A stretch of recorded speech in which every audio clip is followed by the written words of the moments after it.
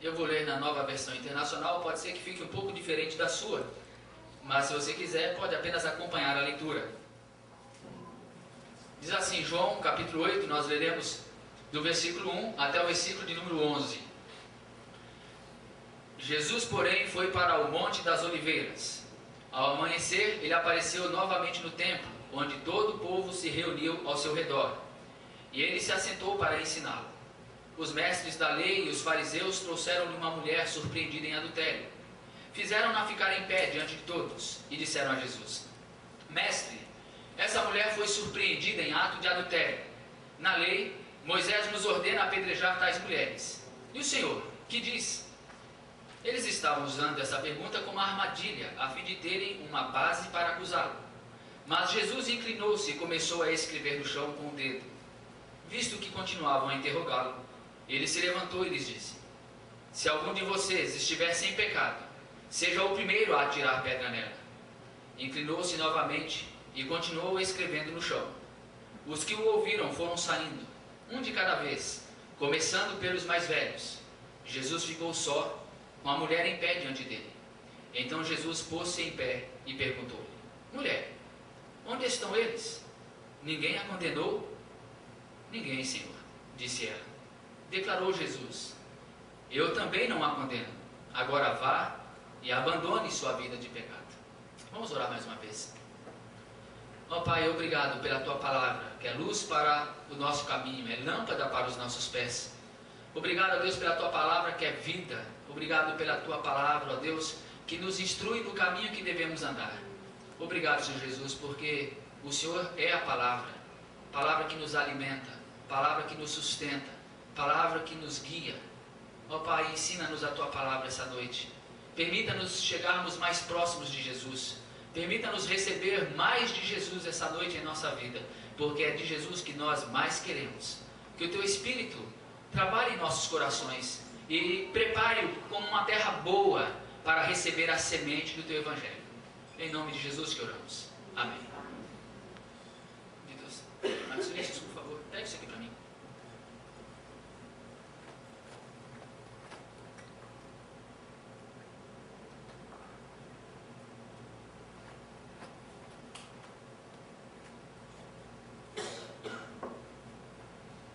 Agora dá para ir a próxima meia hora. Irmãos, nós temos em Jesus algumas coisas inexplicáveis. Algo me chamou a atenção em Jesus desde que eu comecei a estudar a sua vida, quando eu era pequenininho ainda. E quando eu cheguei na adolescência, esse fato a respeito de Jesus me intrigava ainda mais. Ele ser chamado de amigo de publicanos e pecadores. Outros o chamavam não apenas de amigo de publicanos e pecadores, chamavam-no de beberrão, de glutão. Quando falavam que ele era amigo de publicanos e pecadores, isso não era um elogio. Isso era na verdade uma crítica, uma acusação. Amigo daqueles de quem ele não deveria ser amigo, gastando tempo com pessoas pecadoras, com adúlteros, com ladrões e tantos outros da sociedade que viviam longe dos padrões religiosos dos fariseus, dos mestres da lei, dos escribas da religião judaica. Nesse texto que nós acabamos de ler, nós encontramos os fariseus frente a frente com Jesus Cristo. Esses fariseus foram muitas vezes confrontados por Jesus Cristo por causa da sua atitude anti-evangelho, anti-Cristo, anti-vontade de Deus, pela sua atitude farisaica. Até é estranho dizer que o fariseu tinha atitude farisaica, porque se tornou na verdade um modelo de vida, de atitude, um caráter, uma característica, ser fariseu. E eles eram assim hipócritas, falsos, mentirosos. E aqui nós nos vemos frente a frente com Jesus. Nos versículos anteriores, no capítulo 7, no finalzinho do capítulo 7, os fariseus enviam guardas para prenderem a Jesus Cristo. E então, quando eles chegam de volta aos fariseus, sem Jesus, os fariseus perguntam: por que vocês não o trouxeram? E esses guardas então dizem: olha, nunca ninguém ensinou como ele. E então os fariseus irritados dizem: até vocês foram enganados por ele. Vocês já viram por acaso alguns dos fariseus o seguindo? E esses fariseus disseram o seguinte: por acaso alguém das autoridades ou dos fariseus creu nele? Não, mas essa ralé, que nada entende da lei, é maldita. a ralé que seguia Jesus, a ralé que dava ouvidos a ele. Nada entendem da lei, nada entendem da doutrina, nada entendem da religião. Meus irmãos, eu fico me perguntando, Jesus Cristo deixou exemplo para seguirmos os seus passos. É isso que a palavra nos ensina. Por que então nós não seguimos os passos de Jesus e, como ele, nos tornamos amigos de pecadores? Porque, como ele, nós não nos tornamos amigos de publicanos e pecadores? Porque nós não somos conhecidos por amar, por aceitar, por receber todo e qualquer pecador, não importa o pecado que ele tenha cometido. Ao contrário disso, o que acontece é que normalmente nós nos tornamos muito mais fariseus do que Cristo. Nós seguimos muito mais a mentalidade farisaica do que a mentalidade de Cristo, a mentalidade do Evangelho. E lamentavelmente o que nós observamos é que, de fato, é isso que está acontecendo. Nós estamos, usando esse termo, nos enfarisaiando, ou estamos nos tornando fariseus. Estamos simplesmente transformando o Evangelho em algo que não tem nada a ver com o Evangelho ensinado por Jesus Cristo. Nós fazemos o que os fariseus faziam. Nós acusamos, nós pegamos em pedras, nós atacamos, nós condenamos, nós nos achamos superiores, nós estamos fazendo o que eles faziam. E lamentavelmente observem como que uma prática evangélica se tornou uma prática tão combatida por Jesus Cristo contra os fariseus. Os fariseus, disse Jesus Cristo, vocês andam pela terra e pelo mar, procurando alguém para fazê-lo convertido. E uma vez tendo-o feito convertido, vocês o tornam piores do que vocês. Meus irmãos, o que acontece com a igreja? A igreja evangélica, eu não me refiro à igreja presbiteriana Betesda, eu me refiro à igreja evangélica em todos os seus modos, em todas as suas denominações, que tem se afastado com muita rapidez do Evangelho de Jesus Cristo, vivendo e pregando um Evangelho que não combina com aquilo que Jesus Cristo fez. O que é que nós fazemos em relação aos pecadores? Se eles estão do lado de fora, se eles não pertencem à igreja, então nós os recebemos, nós os aceitamos, nós os abraçamos até. E aí então nós pregamos o Evangelho para ele. Aliás, nem tantas vezes se prega o Evangelho, prega-se alguma coisa. E então faça um apelo, que não é apelo, é apelação. E então essa pessoa entrega supostamente a vida a Jesus. E então as pessoas glorificam a Deus porque um pecador se arrependeu. Ora, se há festa no céu, deve haver festa na igreja porque um pecador se arrependeu. Esse pecador aceita Jesus como seu salvador. Seja prostituta, seja ladrão, seja maconheiro, seja viciado em qualquer tipo de droga, seja um homossexual ou uma lésbica, seja uma pessoa da vida, nós louvamos ao Senhor pela conversão porque um pecador estava perdido e foi achado. E então essa pessoa é recebida em nosso meio e torna-se um dos nossos. Aí então, companheiro, não erre mais não, porque se você pisar na bola, você será expulso. Darão um pontapé no seu traseiro. Os amigos esquecerão de você, especialmente se você cometer pecados que são considerados graves na hierarquia de pecados da igreja evangélica. Nós estamos nos tornando fariseus usando essa prática. Um farisaísmo marqueteiro que nos levam as pessoas a perceberem que essa atitude de amar o pecador, na verdade não é amor ao pecador, porque é apenas uma forma talvez de atraí-lo, de recebê-lo, e depois de que o recebemos, então é preciso que ele seja moldado à nossa imagem e semelhança. Seja moldado à imagem e semelhança da denominação a que ele pertencer. É preciso que ele seja moldado de acordo com o molde batista, com o molde presbiteriano, com o molde quadrangular, com o molde assembleiano. E se ele fugir desse molde, ele está perdido. Isso é farisaísmo, meus irmãos. E o que nós observamos nesse texto aqui em João capítulo 8, no versículo 2. Ao amanhecer ele apareceu novamente no templo, onde todo o povo se reuniu ao seu redor, e ele se assentou para ensiná-lo, como ele fazia sempre. Os mestres da lei e os fariseus trouxeram-lhe uma mulher surpreendida em adultério. Fizeram-na ficar em pé diante de todos e disseram a Jesus: Mestre, essa mulher foi surpreendida em ato de adultério. Na lei, Moisés nos ordena apedrejar tais mulheres. E o Senhor, que diz? Meus irmãos, como é triste saber que nós todos temos muito de fariseu dentro da gente. Como é triste observarmos que a igreja tem se tornado muito dessa atitude desses fariseus aqui.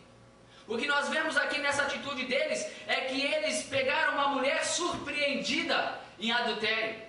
Parece até que estavam caçando pecadores. Na verdade, pela santidade pretensa que eles tinham, era preciso mesmo que eles ficassem caçando pecadores. E com tanta facilidade eles apontavam os pecadores que estavam com Jesus. E por isso podiam dizer, amigo de publicanos e pecadores. Por isso aquele fariseu que foi ao templo orar, poderia orar assim, Senhor, eu não sou como aquele publicano que está sentado ali atrás. Eu não sou como ele. Eu jejuo 2 vezes por semana. Eu dou o dízimo de todas as coisas que eu recebo. Por quê? Porque eles viviam, parece, a caça de pessoas pecadoras. Eles viviam a caça de pessoas que poderiam trazer as marcas de serem pecadores, a fim de que eles pudessem revelar a falsa justiça e santidade que eles tinham, meus irmãos. Era isso que os fariseus faziam. Eles tinham prazer em pegar alguém no erro. Eles tinham prazer em apedrejar alguém. Eles tinham prazer em pegar na pedra. Na verdade, tem uma piada que diz o seguinte, que Jesus Cristo nessa passagem, entre aqueles fariseus tinha um português. E então Jesus diz, aquele que nunca errou, atira a primeira pedra. E se virou para escrever e ouviu um baque de uma pedra na testa da mulher. Levantou rapidamente, voltou e viu que o português havia tirado a pedra. E ele disse, você nunca errou? E ele respondeu, dessa distância não. Tem muita gente se tornando expert em atirar pedras. Tem gente que é certeiro em atirar pedras. Tem gente que nunca errou a distância nenhuma, porque consegue enxergar um pecado na vida do outro a quilômetros de distância. E não erra, nunca erra. Não erra porque fica à caça dos pecados. Fica procurando pecados como esses fariseus. E mais do que isso, esses fariseus não apenas caçaram e tiveram prazer em surpreender uma mulher em adultério. E essa surpresa dessa mulher em adultério talvez tenha sido no momento da festa dos tabernáculos, e no meio de toda aquela festa, as tendas armadas, era muito fácil pegar alguém desprevenido em ato de adultério. E essa mulher foi levada à presença de Jesus Cristo, e não apenas à presença dele. Diz o texto no versículo 3, no finalzinho, fizeram-na ficar em pé diante de todos e disseram, esta mulher foi surpreendida em ato de adultério, na frente de todos. Nós parece que temos um prazer mórbido em falar dos pecados dos outros. Nós temos um prazer no nosso coração que é inadmissível. Esse prazer de queremos saber detalhes dos pecados dos outros, e de divulgarmos os pecados dos outros, de publicarmos os pecados dos outros, de falarmos sobre os pecados dos outros com outras pessoas. Parece que nós temos um prazer de trazermos à tona o pecado das pessoas, como se as colocássemos no meio da multidão e disséssemos, eis aqui uma adúltera surpreendida em adultério. Parece que nós temos um sentimento que é inadmissível em alguém que procure seguir a Jesus Cristo, de olhar para o pecado das pessoas e gostar de ouvir sobre o pecado delas. Quando os fariseus disseram isso para Jesus, ele abaixou-se e começou a escrever na terra. Mas sabe o que é que nós faríamos? É mesmo? Onde foi? Como foi? Com quem foi? Você viu mesmo? A que horas foi? É mesmo? Mas ela não tem vergonha não? E o marido dela, já está sabendo? Ah, e o homem também era casado? Quem é? Como é? Quando foi? Que circunstância? É assim que nós fazemos. Jesus não. Jesus não quer saber detalhes dos pecados dos outros. Jesus não quer que seja contado para ele a tristeza, a angústia do pecado de uma pessoa que a envergonha. Ele não tem prazer em envergonhar ninguém. Ele não tem prazer em deixar uma pessoa constrangida por causa dos seus erros. Ele não tem prazer em colocar a pessoa diante dessa circunstância e lançar sobre ela, na frente dos outros, os seus pecados. Jesus só fez isso com os fariseus, que eram cínicos, que eram religiosos, que eram falsos e hipócritas. Achavam-se os melhores do que os demais, e por isso ele fez isso com eles. Mas não é só isso não. O texto nos diz mais ainda, no versículo 5, na lei Moisés nos ordena apedrejar tais mulheres. E o Senhor o que diz? Esses fariseus se apresentam a Jesus Cristo, e o argumento que eles usam é o argumento da pureza da lei. Eles são defensores da santidade. Eles são defensores da pureza da lei que foi dada a eles. E então esse é o argumento. Essa mulher foi pega em adultério. Nós precisamos purificar o povo. Nós precisamos purificar o povo do pecado. Nós precisamos tirar o pecado do nosso meio. Nós precisamos arrancar qualquer mancha de erro, de falha em nossa sociedade. Por isso, a lei manda apedrejar. E nós estamos aqui como defensores dessa lei. Estamos aqui como pessoas que querem ser santos diante do Senhor, que querem cumprir a palavra. Meus irmãos, observem se não é verdade que a igreja tem se tornado farisaica desse jeito. Observe se não é verdade que muitas pessoas que gostam de apontar os erros, os pecados dos outros, de publicá-los, de torná-los conhecidos de todas as pessoas, não são pessoas que fazem isso em nome da santidade, em nome da pureza. Afinal de contas, a igreja não pode conviver com o pecado. Afinal de contas, Deus não se agrada disso e eu também não me agrado. Ora, Deus odeia o pecado, então eu também odeio. E sejam disciplinados, atacados, expulsos todos aqueles que vivem em pecado. E eu não vou me misturar com eles, eu não vou me encontrar com eles, eu não vou perder tempo com eles, eu não vou gastar tempo com eles, eu não vou abraçá-los. Por que eu iria abraçá-los? Porque se eu os abraçar, eu posso ser confundido com eles. Eu não posso ser visto como amigo de homossexual, eu não posso ser visto como amigo de uma lésbica, eu não posso ser visto como amigo de um ladrão, eu não posso ser visto como amigo de um desonesto, eu não posso ser visto como amigo de publicanos e pecadores, porque isso vai manchar a minha reputação, isso vai manchar a santidade que eu tenho, e eu tenho que ser puro. É isso que a igreja diz, é isso que a igreja está dizendo. Isso é farisaísmo purinho. Usar argumentos de pureza, de santidade, para se afastar de pecadores e para combater os pecadores. É importante que se diga, inclusive, abrindo aqui um parênteses, que a santidade da igreja, ou o que se diz como santidade, não é santidade. A santidade que a igreja prega não é a santidade do Evangelho. A santidade que a igreja prega não é a santidade que Jesus pregou. A santidade da igreja é uma santidade moralista. A santidade da igreja é uma santidade com uma lista de não faça isso, não faça aquilo, não faça aquilo outro. A santidade da igreja é uma santidade que está simplesmente ligada às coisas exteriores. É uma santidade que não combina com o ensino do Evangelho, que é você ver-se separado para Deus, de você ver-se como filho de Deus, e ver-se como filho de Deus em toda e qualquer circunstância, e seja em pecado, ver-se como filho de Deus, tendo caído, ver-se como filho de Deus, separado para Ele e voltando-se para Ele. Não é uma santidade baseada em listas de pecados, não é uma santidade moralista de não faça isso ou não faça aquilo. Não é uma santidade que simplesmente atende aos interesses da denominação, aos interesses do modelo daquela igreja. Não, não é isso que é a santidade do Evangelho. E é o que nós temos visto acontecer, infelizmente.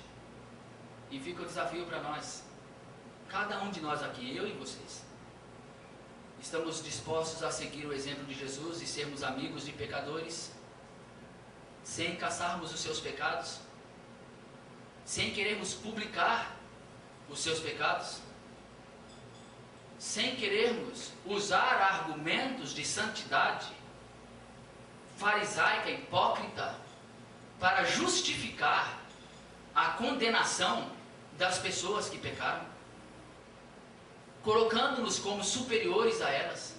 Estamos dispostos a fazer como Jesus Cristo fez? Eles estavam usando essa pergunta, diz o verso 6, como armadilha, a fim de terem uma base para acusá-lo. Na verdade, a questão era simples. Se Jesus falar, apedrejem, eles iriam acusar Jesus diante dos romanos, porque isso não era permitido. E se ele dissesse, não apedrejem, aí teria um outro problema, porque Jesus estaria condenando uma lei dada por Moisés, e estaria, como na ideia deles, aprovando, apoiando um pecado que para eles era hediondo e que era punido com a morte. Aliás, diga-se de passagem, a morte não apenas da mulher, mas também do homem. E aliás, o homem aqui não está. Se ela foi surpreendida em ato de adultério, supõe-se que havia um homem com ela. E onde é que estava ele naquele momento? Por que pegaram apenas as mulheres? É porque, além de todos os seus erros, os fariseus menosprezavam completamente as mulheres. E aí, nós vemos agora o exemplo de Jesus Cristo.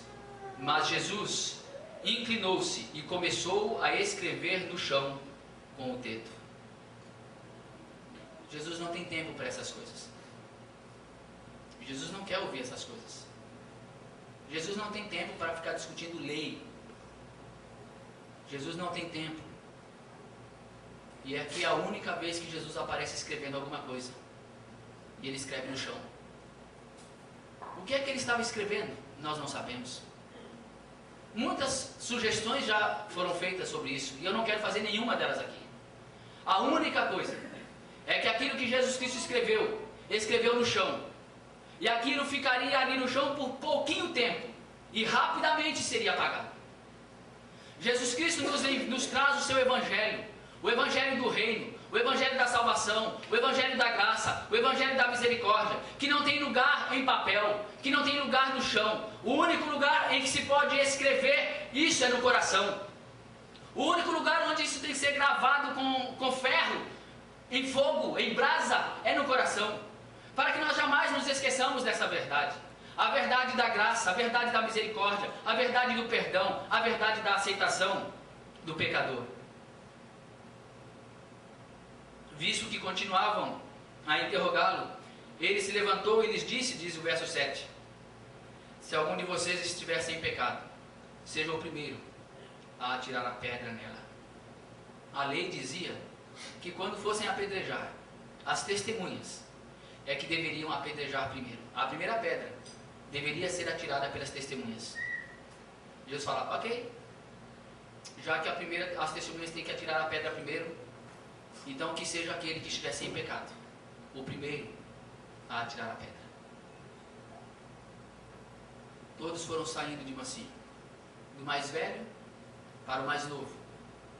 Provavelmente para não dar muito na cara, porque se saísse logo qualquer um deles, ficaria muito na cara que talvez aquele ali estivesse se acusando diante de todos os demais.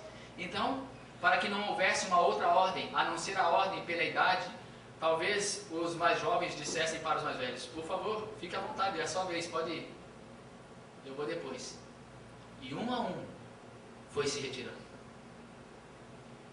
E ficou ali Jesus, sozinho.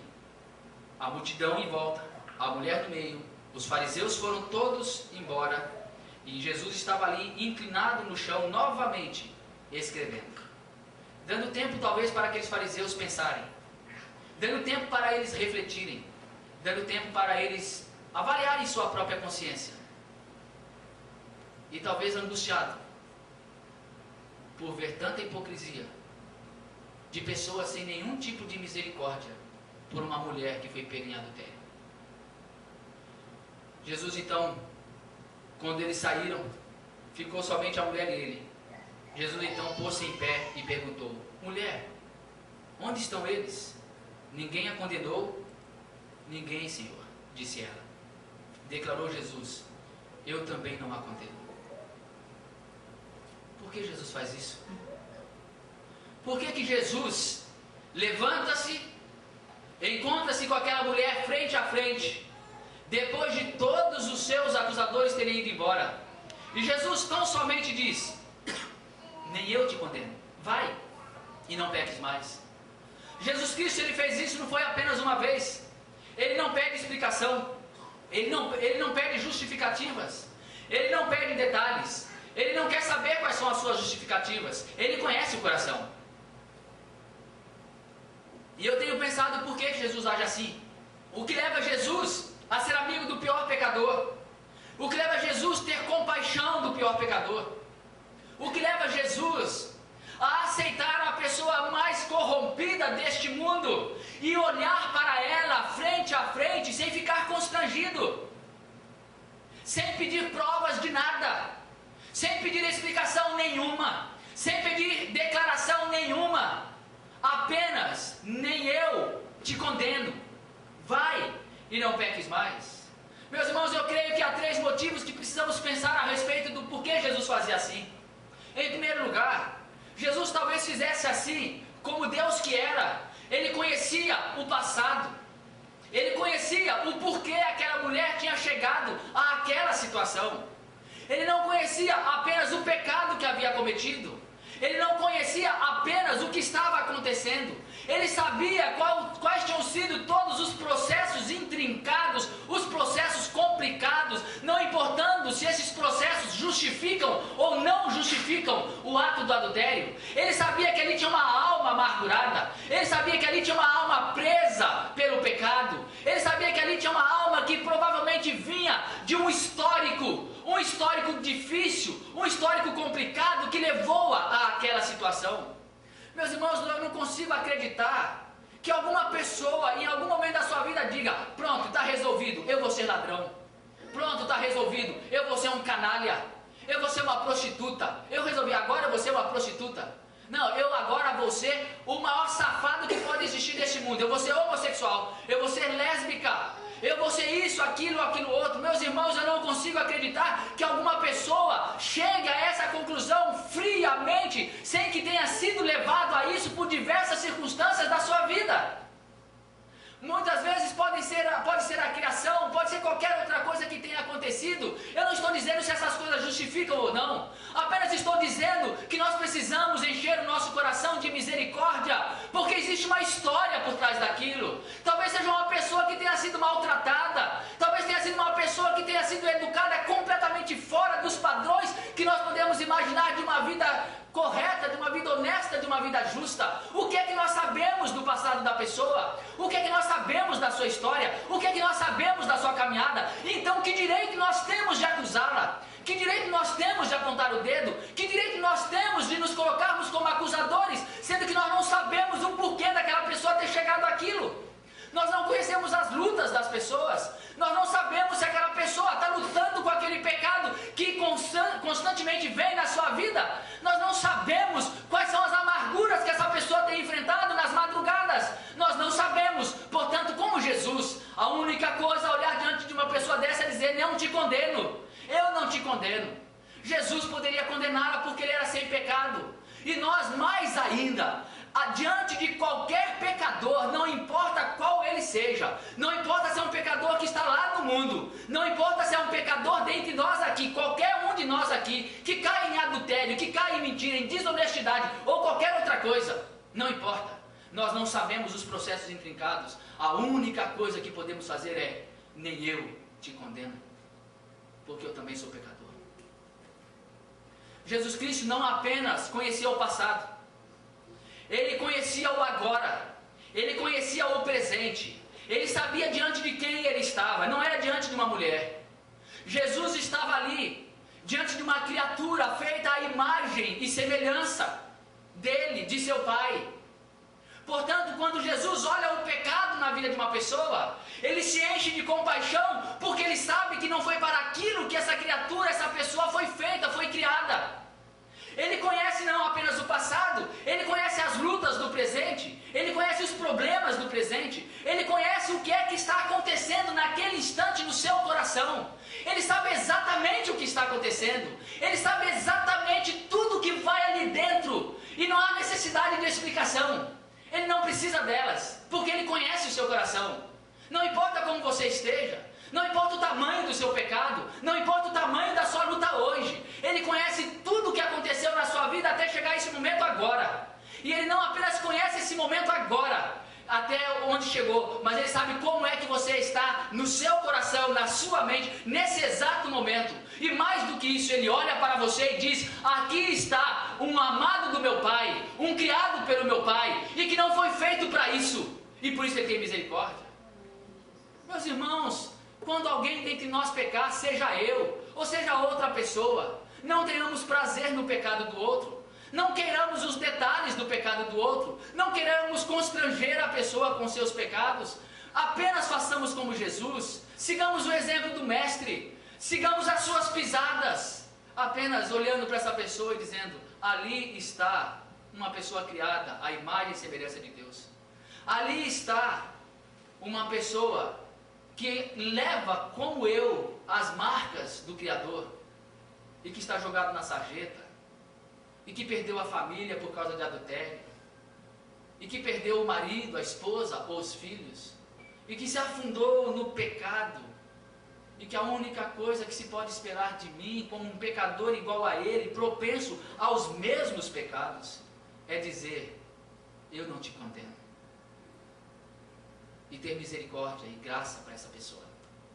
Jesus não apenas conhece o passado, o presente, ele conhece também o futuro. Ele sabe no que aquela pessoa pode se tornar. Por isso ele pode dizer para a mulher: vai e não peques mais.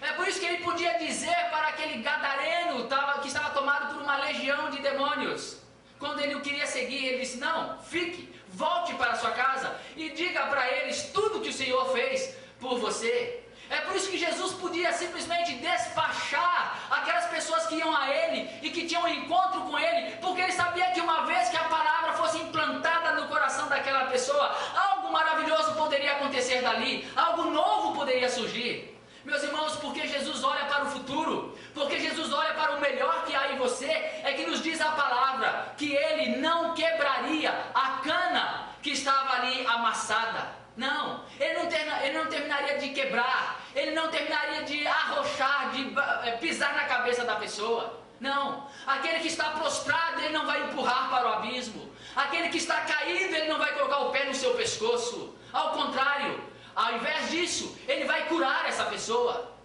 Ele diz também nessa mesma passagem que ele não vai apagar a torcida que fumega, ou seja, o pavio que tem apenas uma luzinha tênue e fraquinha que está ali brilhando. Ao invés de ali apagar, ao invés de ali soprar e apagar aquela pequenina fagulha que está ali brilhando na vida da pessoa, havendo trevas em todo mais, Jesus, ao invés de olhar para as trevas, ele olha apenas para aquela fagulha de luz e protege aquela fagulha de luz e investe no melhor da pessoa. E investindo no melhor da pessoa, ele transforma essa pessoa numa nova pessoa, numa nova história, meus irmãos. É isso que Jesus faz. Jesus consegue ver o melhor nas piores pessoas. E sabe o que é que eu e você fazemos? A gente consegue ver o pior nas melhores pessoas. Vamos inverter isso, meus irmãos, em nome de Jesus, seguindo o exemplo de Jesus. Vamos ver o que há de melhor nas piores pessoas. E aliás, para nós não podem existir as piores pessoas. Olhemos o que há de melhor em todas as pessoas. Não importa a circunstância que ela esteja, não importa o pecado que ela tenha cometido, não importa o mal que ela tenha feito a você ou a outro. Vamos enxergar o melhor que há na pessoa. E se nós enxergarmos o melhor que há na pessoa e investirmos no melhor que há na pessoa, se nós gastarmos tempo dando o melhor daquela pessoa para que ela possa desenvolver aquilo, isso vai se tornar grande, isso vai brilhar, e isso vai fazer dela uma pessoa muito mais abençoada, feliz na presença do Senhor. É isso que temos que fazer, meus irmãos, como Jesus. Para concluir, eu quero lembrar desse encontro de Jesus frente a frente com essa mulher. Ela havia sido surpreendida em adultério. Já havia sido envergonhada diante de todos. O pecado que era escondido tornou-se público. E tornou-se público de uma maneira horrível. Ela corria o risco de apedrejamento. Ela não corria risco de ir para a cadeia. Ela não corria risco de ser expulsa da religião. Ela corria risco de vida. E ali está ela diante de Jesus. E eu pergunto, por que ela ficou?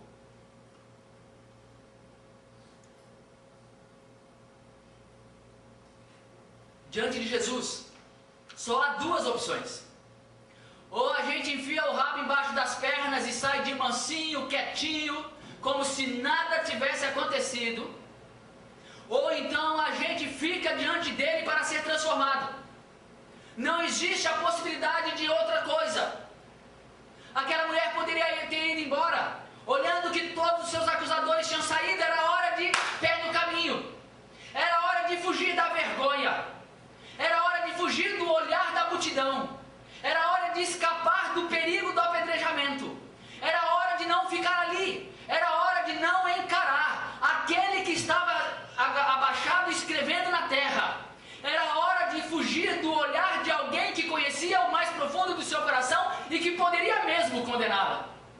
Mas essa mulher é atraída pelo amor de Jesus, porque eu imagino que as palavras de Jesus, ditas naquele momento, eram palavras cheias de graça, eram palavras cheias de amor, eram palavras cheias de misericórdia, eram palavras doces, eram palavras plenas de docilidade.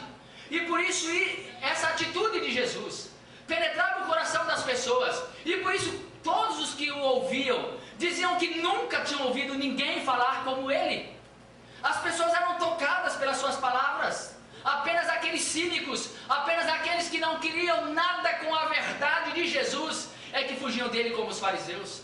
Aquela mulher então esteve diante de Jesus para ser transformada por Jesus Cristo. Aquela mulher esteve diante de Jesus porque foi atraída pelo seu amor, foi atraída pela sua graça, foi atraída por ele, pela sua pessoa, a pessoa de Jesus Cristo. E nós cantamos hoje aqui vários hinos que falam a respeito disso. Um desses hinos diz que eu estou aqui para adorar-te, vim para te servir-te, vim para dizer que tu és meu Deus, és todo amoroso, és tão grandioso, és maravilhoso para mim. Isso é Jesus. E esse é o encontro com Jesus.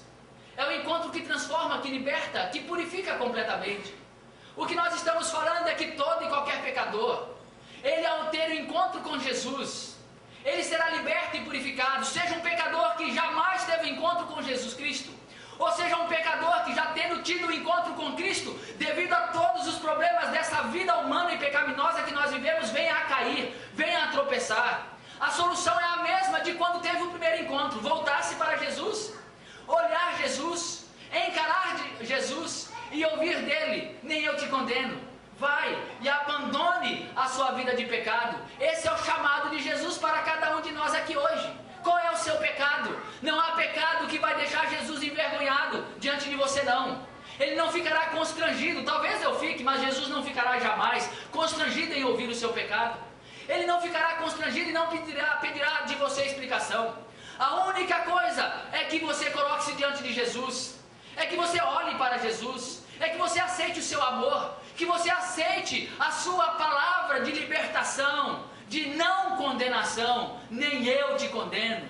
E aceite o seu chamado para uma nova vida. Vai e não peques mais. Abandone a sua vida de pecado, viva uma nova vida. Mas nós devemos nos lembrar que, como igreja também, ao invés de pegarmos em pedra para jogar, ao invés de acusarmos a pessoa, o que nós temos que fazer é abraçar. O que nós temos que fazer é amar. O que nós temos que fazer é perdoar, não importa o pecado que a pessoa tenha cometido. E então, sabendo do único lugar onde existe solução para ela, nós temos que levá-la a Cristo.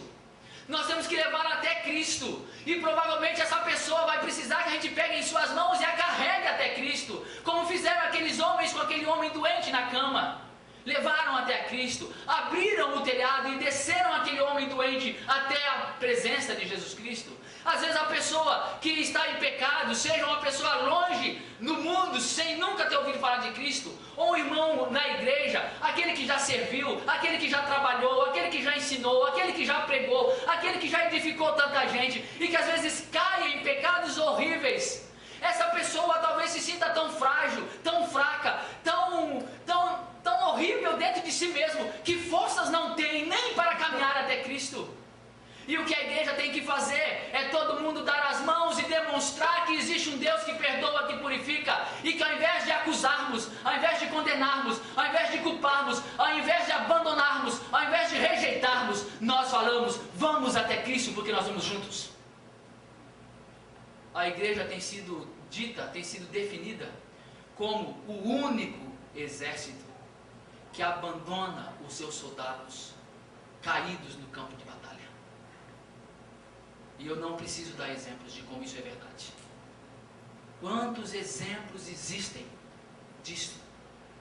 De gente, servo do Senhor, serva do Senhor, que tendo caído em pecado, foi abandonado no campo de batalha. Porque nós não queremos ser amigo de pecadores. Somos muito santos para sermos amigos de pecadores. Meus irmãos, o desafio é esse aqui: seguirmos o exemplo de Jesus Cristo. Eu já me precipitei muito em acusar pessoas. Eu já me precipitei muito em julgar pessoas. Eu já mais de uma vez condenei pessoas. Eu jamais uma vez me afastei de pessoas por achar que elas não eram dignas da minha presença, pelo pecado que vinham regularmente cometendo. Mas isso não é evangelho. Isso não é atitude de quem segue a Jesus. Porque a atitude do seguidor de Jesus é graça sempre, é misericórdia sempre, é amor sempre, é aceitação sempre, é disposição para ajudar sempre. Não existe em nós absolutamente nada que nos libere para sermos juízes de quaisquer pessoas. E aí então você vai me dizer, mas pastor, se a pessoa continuar pecando, eu lhe digo, perdoe, caminhe com ela, abrace, tenha misericórdia, porque deixemos o juízo na mão do Senhor. Nós não temos capacidade para isso, nós não temos coração para isso, porque o nosso coração é pervertido. E é essa disposição que Deus tem colocado em meu coração. Não posso ser acusador de ninguém, e jamais serei acusador de qualquer pessoa. Se eu não puder ajudar, eu me calarei. Porque é o que nós temos que fazer, é olhar para Jesus e dizer, Jesus, eu quero seguir os teus passos, eu quero ser amigo de pecadores. Meus irmãos, nós estamos trabalhando para termos uma nova mente, para uma nova igreja. E uma nova mente para uma nova igreja, nós precisamos rever todos os nossos conceitos. Precisamos rever tudo aquilo que a igreja evangélica tem feito em 2 milênios. Aliás, não se chamava evangélica, mas esse movimento que foi acontecendo no decorrer de todos os séculos.